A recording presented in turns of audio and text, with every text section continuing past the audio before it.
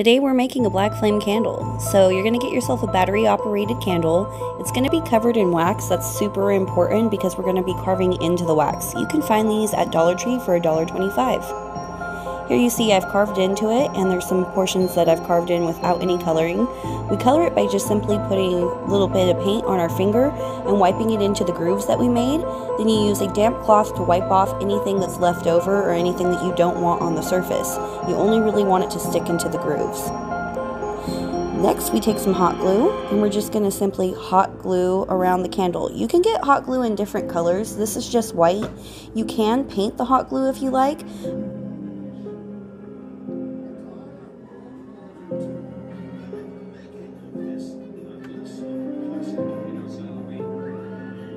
Use as many or as few drips as you'd like. There are many variations on what the candle looks like. I looked up a bunch of different pictures and just chose a hodgepodge of the ones I like the best.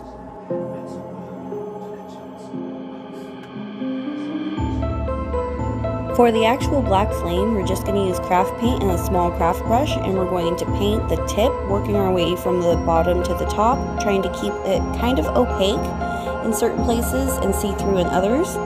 And that's it. It's just a little bit of black paint is all you need. If you get any black paint around where you don't want, you can cover it with a little bit of white hot glue, and it'll just look like the wax is melted. All in all, a pretty cool DIY.